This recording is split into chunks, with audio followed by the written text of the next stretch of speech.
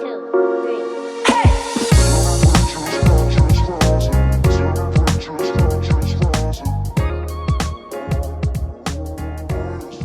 Tell me a bit about your background, your experiences, and what led you to today. Well, once upon a time, I was born, so it started there. I was very young. What led me to here? I grew up in a military family. My father was in the army, so we moved virtually every year, at least every other year. I grew up in Germany, Korea, Japan. Didn't move to the U.S. until I was 13 or 14. And as a result of that, my education was extremely diverse. Mm. When I moved to the US, in some courses I was ahead, and then in other courses I was significantly behind, particularly US history. That's just not something that the rest of the world particularly focuses on because it's so short. So we would walk into one class and the teachers would say, hey, Keith's parents, he's above average, he should skip a grade. And they would celebrate. And then we'd go next door and the teacher would say, I think he has a learning disability and he should probably be put into special education. And it's kind of funny now, but it wasn't funny then. And it was very traumatic. And so it was very difficult for me and for my parents. And I made the decision at 15 to drop out of high school. And when I did that, my father and my teachers both said, you will amount to nothing. You will be destined to a life of fast food. First of all, as if working in fast food is somehow negative, because the minute that we don't have people working in fast food, then everybody's up in arms. Oh my gosh, where are the talent? Exactly, slow food. So you can absolutely have career in fast food. And I ended up doing exactly what they said. I went and got a job at fast food. And I worked at Wendy's for a couple of years. But I knew there was something else that I wanted to be. I just had no idea what that was. And I'm old enough where you had to go to the newspaper on Sunday to find the jobs, because that was like the best day of the week where all the jobs were there. So one day I'm scouring the newspaper and there's a job for a Microsoft Office trainer. And I remember thinking, how hard could it be to be a trainer? I mean, I know Microsoft Office. Like, I got this. Go to the job interview. And it was the worst interview I've ever had. I had no idea what I was doing. She asked me to do a test teach. I didn't know what a test teach was. So I'm coughing through the whole thing. And eventually she stops me and says, you sound like you're really sick. Oh, yes, I am, but I really want this job. She says, okay, we'll call you back in a couple of days, feel better. A week passes and they call me, but they call to offer me the job. Oh. They didn't call to ask me to come back for another interview. So, of course, I accepted the job. And my job was to travel around the country teaching Social Security Administration offices how to use Microsoft Office 2000. I walk into my first class and I see the sea of my parents. They're between 40 to 60 years old. I'm their child. I'm 17 at that time. And I had no idea what I was doing. It was the worst class that ever existed. But I went back that night and I studied really, really, really hard. And I got 0.0001% better. And the next day I got 0.0001% better. And about 6 months in, it was the first time that I saw the light go off in somebody's eyes when I was trying to convey a concept to them. And it was like a drug.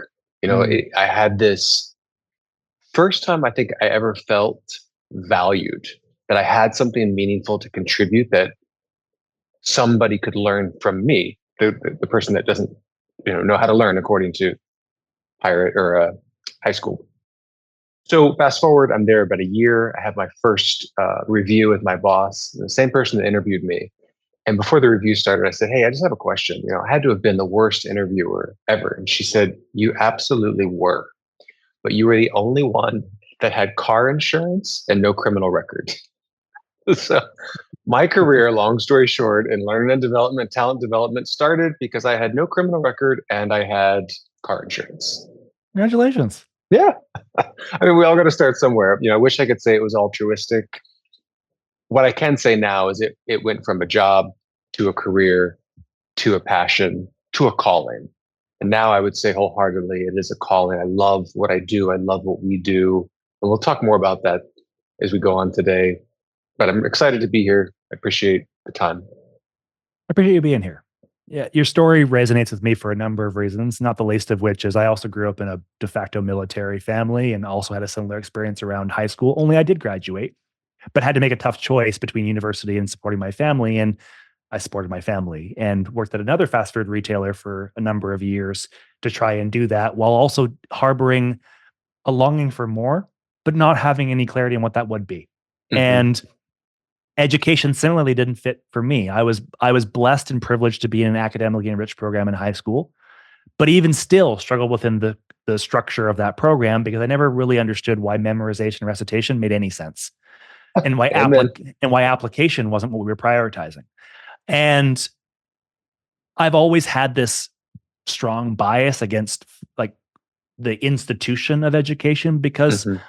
for me, to your point, it's the light in the eyes of a student. That is why we do it. It's to convey information so that people can realize better versions of themselves or make life a little bit easier or a little bit more fun and engaging, or just that they can find purpose in their own work that they can then realize by way of the knowledge. And I think what you do now is really beautiful. And at the same time, I know that it comes with challenges. You work in a function that traditionally is well funded when times are great.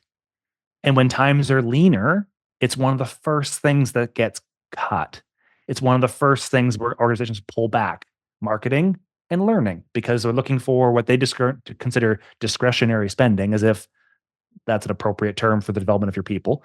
But having been the person who's been faced with that decision of having to cut an HR budget because a CFO or a CEO said, we need to find 8% in savings or 12% in savings or whatever that might be, or do a hiring freeze when we know the demands of us are increasing.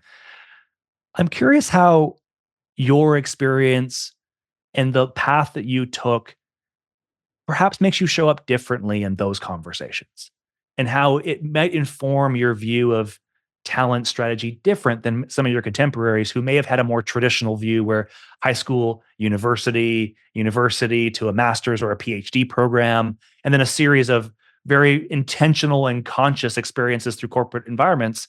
Your story is anything but. I'm just curious if you've given any thought to how you might show up differently in light of those experiences. I've been told that I'm not the quintessential or typical CLO, and I would agree with that. And I wear it as a badge of honor, rather than a badge of shame. And I think particularly that's alluding to, you don't even have a high school diploma. So how can you possibly lead us from an education standpoint? And by the way, I lied about that for so many years that I actually forgot that it was my story. And it wasn't only until before my doctorate program that I remembered. And fast forward, I led the conversation at BDO when we first started talking about me for this role. And it was the first thing out of my mouth that, listen, I'm a high school dropout. And that's something that I'm proud of now. And I not advocate for, but I no longer wear it as a badge of shame. So what I Sure. would say is maybe we should have more CLOs like me. My recent education has given me the grounding, the foundation, the theoretical knowledge for organization, adult learning, leadership. But I believe that my journey along the way has given me that human awareness factor, rooting for the underdog and the true passion for what we do in talent development, which is we change lives. That's what we're here for. And I think what it's also given me is grit, perseverance, tenacity, this constant desire to be better for continuous improvement. But ultimately, and you were talking about this a minute ago, there's a difference between school and Mhm. education and learning. Mhm. School did not work for me. That was not learning. That was memorization. And I just can't memorize. Once I learned how to learn, that's when I became unstoppable. And so for me, my passion is around helping others learn how to learn. My Mhm. credo is I want to empower, enable, and encourage talent to take control over their future through the power of learning. So we exist to do just that: enable, encourage, and empower. Some have said before, you're an L&D, you're responsible for our learning. I don't want to be responsible for your learning, just like I don't want somebody else to be responsible for my learning. That's Mhm. my responsibility. But I do expect that the organization is going to provide me with the tools, the enablement, the encouragement, the empowerment so that I can learn Mhm. to develop the skills that I need. So I would summarize it with this, that for me, I'm a learn it all. I'm not a know it all. I don't know much, but I know now that I've tapped into the power of how to learn, that I can learn what I need to learn in order to be successful. And if there's anything that I could gift to all of our talents, all of the human race, it would be just that core concept, to learn how to learn so that you can truly be in control of your future. And to do that requires a fundamental shift in how we've traditionally viewed education. Because what you're talking about, I could summarize by saying you're meeting the learner where they're at. Because we're not all starting from the same place and we're not all going to end up in the same place. And that is to due to intrinsic and extrinsic reasons. So we can get into that conversation for another hour down the road. But what I like about your approach is because your experience is anchored in such a unique set of conditions, and because you've had success despite it being against the traditional status quo, I had the same feedback as you. Matt, if you don't go to university, you'll never catch up. Matt, if you don't have an undergraduate degree, you'll never work in a big company. You'll be stuck in fast food forever. And I found organizations like you did along the way that didn't care, that rather wanted the output and saw the informal education that I'd acquired over my life that had greater value with things like managing stakeholders or dealing through conflict or teaching myself accountability and how to learn, which were skills that frankly weren't being taught to my contemporaries who were going through university programs. And I think that's where, we dump a lot. I dump a lot on education on this podcast, and I feel bad at times, not terribly bad, but sometimes bad, a little bit bad now. And I also understand that it was envisioned at a time when the world was a very different place and it was fit for purpose and it met its need at a time when the baby boomer generation was entering into its maturity. There was skill shortages that needed to be resolved, and we were in a model where the economic model was scale. You want to build large hierarchical organizations and cascade knowledge down this very predictable set of tree. And education was very similar, came from upon high, curriculum developers, instructors, students, again, very hierarchical. And as we've evolved our thinking and democratized access to technology and information, to your point, we've empowered learners with different tools, different knowledge sets, the power to guide themselves. You can get a full degree now on YouTube. You can go and find free resources on Coursera, among other platforms. And that is an incredible advantage for what was previously a walled garden for most people. You had to be able Mhm. to pay for university or pay for access to a particular knowledge base that you would only get to because you had 20, 30, 40, $50,000 put to your name. And I think it's a really exciting space now. At the same time, I'm mindful that with knowledge being so ubiquitous, the bigger challenge now becomes synthesizing and curating. There's just so much out there. It's how do you direct people to the right things? Because you can go on any knowledge source, social media, you can go on to your academic research papers, we can go to case studies in the Harvard Business Review, and they'll all tell you something a little bit different. As a learning professional, as a learning strategist, how do you find the balance between diversity of thought and breadth of information, but also helping people find the right thing for themselves?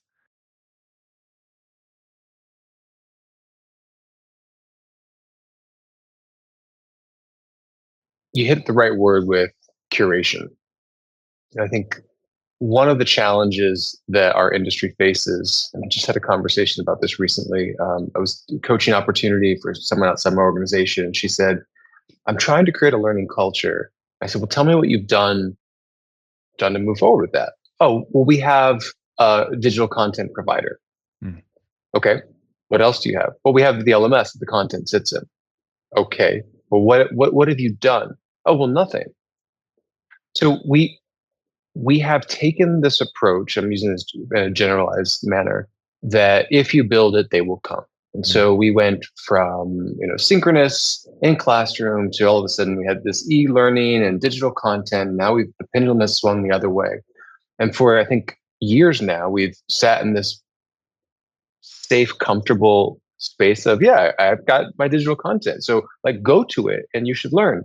But it's like the Netflix syndrome. I spend more time on Netflix trying to find something to watch than actually watching something because I'm overwhelmed with the hundreds of thousands of pieces of content there. It's the same thing for our learners. We have to be prescriptive in guiding them in what it is that they need to learn in order to thrive in the organization.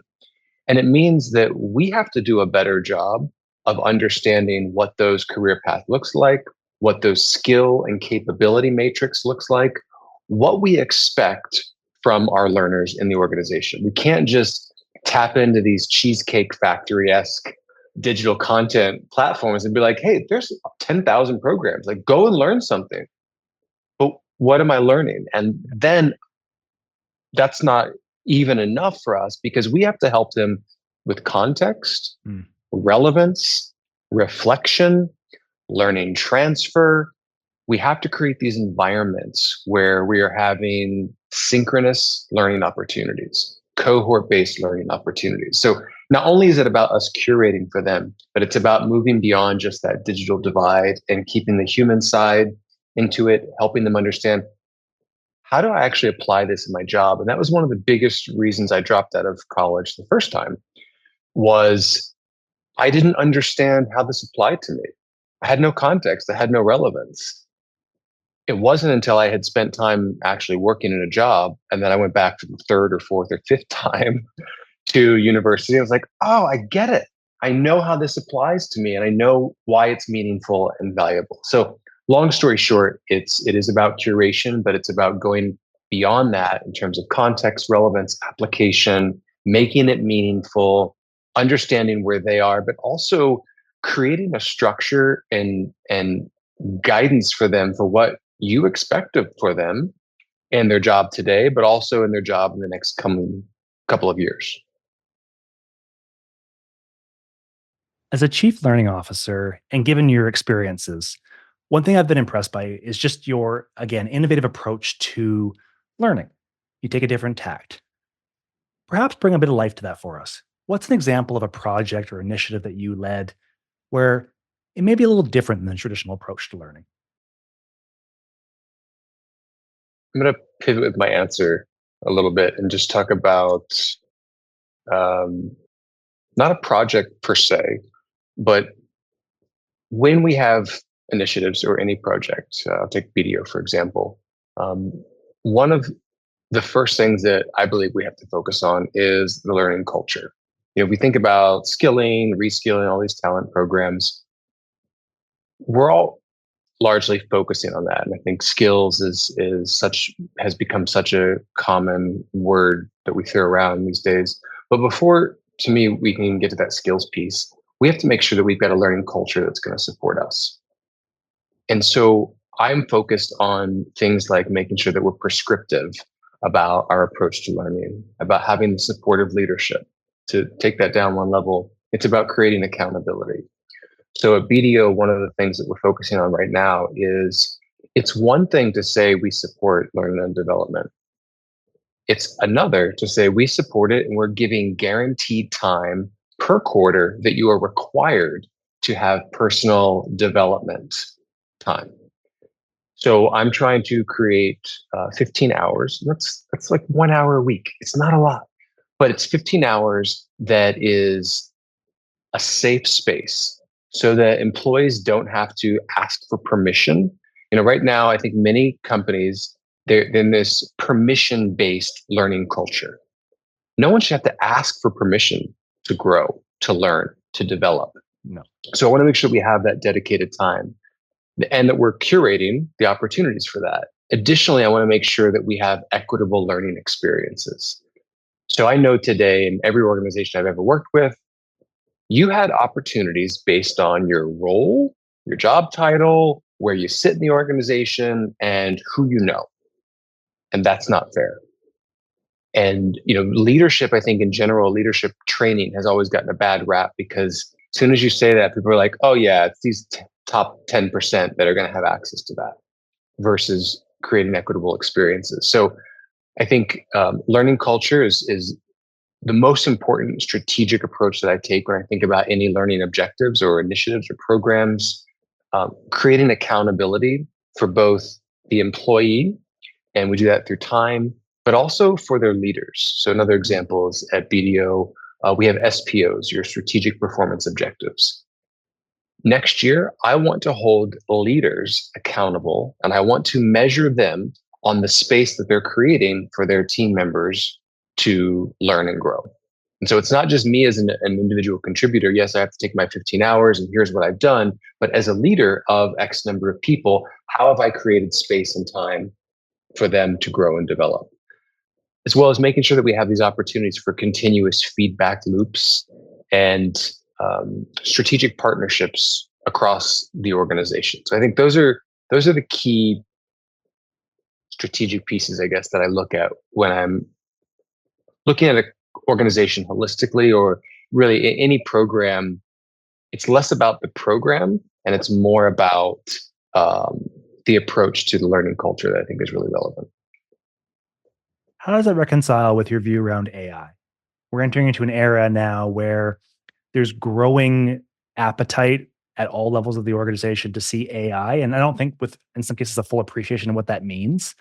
But I would be surprised if in the last 12 months, you haven't been asked at least once from somebody at your boardroom or in your C suite about what's our strategy involving AI and learning. What are your thoughts around the place of it? Does it have a place? Just your thoughts on AI. I'm smiling because I literally am working on that right now. So AI is actually my number two strategic objective for the year. The first one is strategy.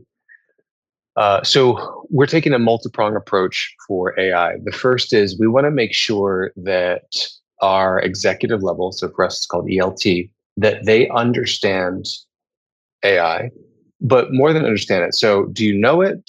Do you understand it? And can you apply it in your organization? So, for example, our ELT is going through a 3-day boot camp.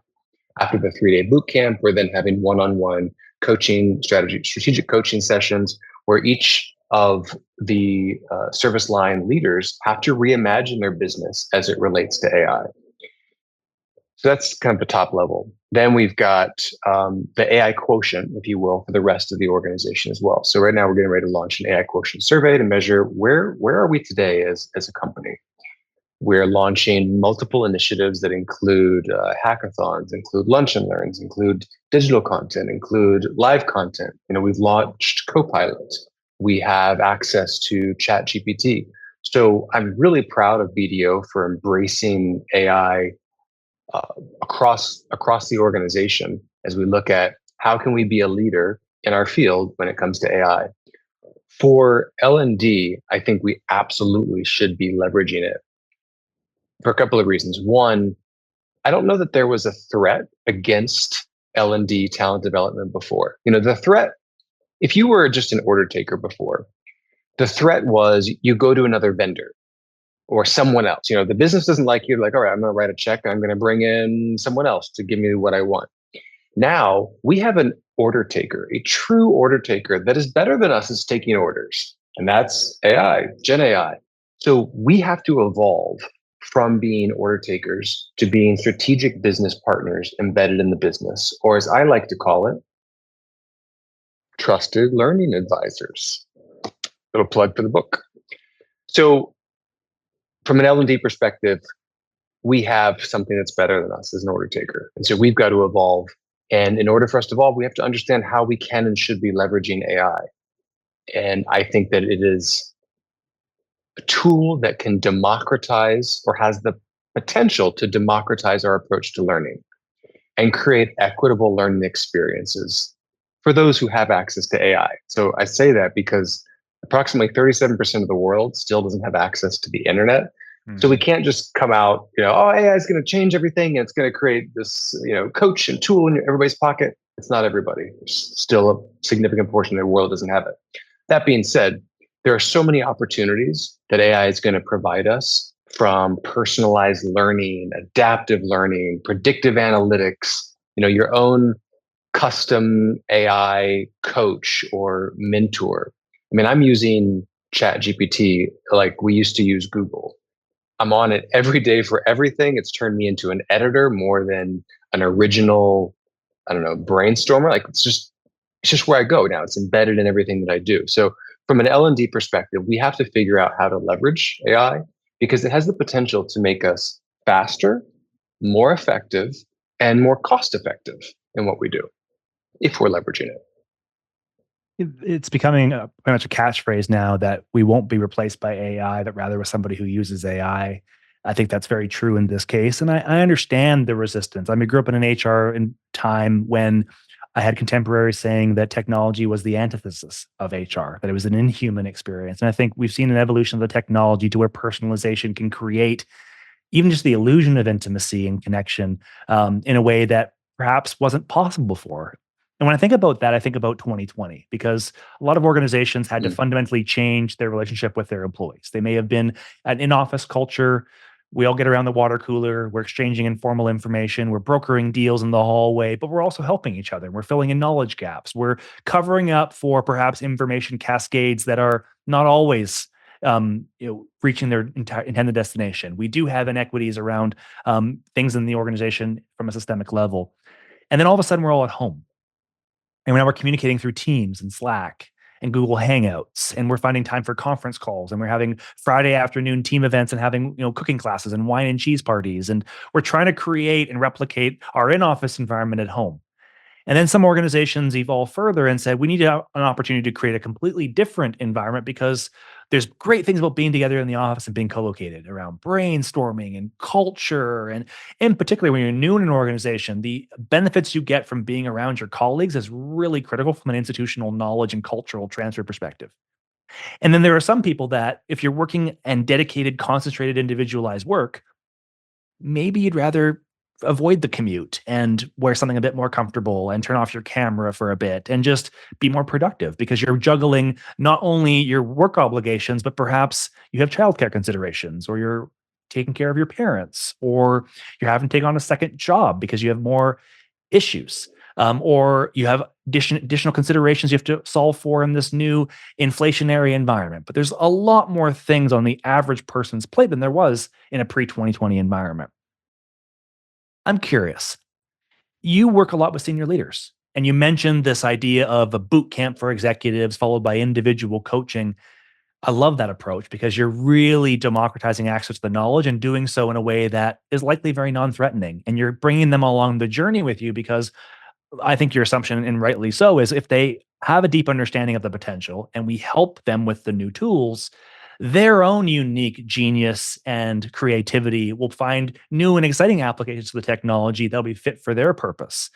And I'm certain that alongside that, you're providing some guidance around frameworks and ethics and integrity and how to balance that.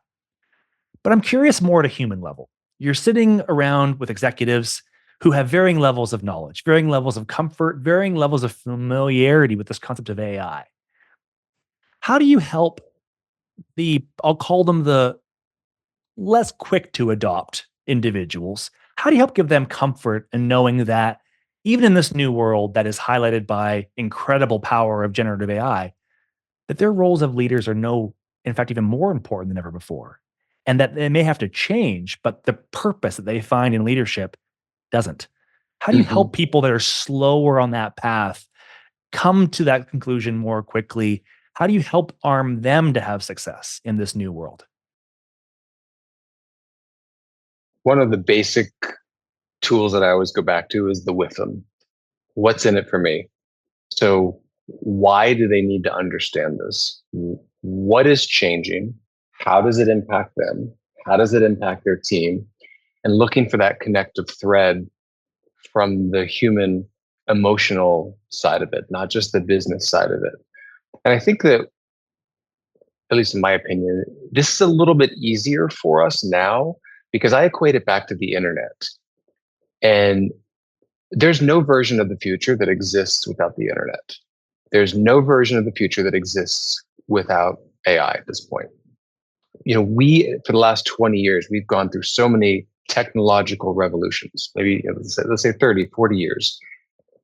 Typically, executives have been along for much of that journey. So at this point, they've been through these change initiatives and these waves of change. And so it's less the need to appeal to them to understand that things are changing and more to understand the why and again how it impacts them, making it human, making it relevant, understanding the contextual side of it, and then the value that comes out of it. And that's what I spend a lot of time doing, I think, is looking at the value proposition. And interestingly enough, we had a call today. We're doing a summit in the summer called Skill Up Summit. And we have one day that's associated to Gen AI. And the question from the CEO was, we probably have people that still aren't even bought in that um, this isn't cheating. Because I think the more now that people have access to it, at least Gen AI, the first thought is, well, am I cheating when I'm doing this? And so I actually felt that way the first, second, 10, 15th time that I was using ChatGPT, until I learned to reframe that, like with the internet and with Google, I no longer need to be a memorizer. And that's what we're talking about at the beginning of this conversation, was about education. Our education systems, I think, are extremely flawed because they're still teaching us to memorize, to cram everything into our short-term memory. You take that test on Friday, by Saturday, you've forgotten everything and you move on. Instead, we need to help people understand the concepts and critical thinking. And with AI, it's changing the way that we behave. And as a writer, I have access to an editor that's going to make me an even better writer. So it's understanding all of these nuances of how our behaviors are changing and the value proposition associated with it, to getting people comfortable. And it's also appreciating that this is going to take time for people to fully embrace and not feel threatened by it. This has, AI has been around for a long time, but Gen AI blew up literally overnight. If you look back 16, 18 months, this wasn't on the regular leaders' radar. Now ChatGPT is a verb. It's like the new Google. We're Googling everything. Now we're ChatGPT everything.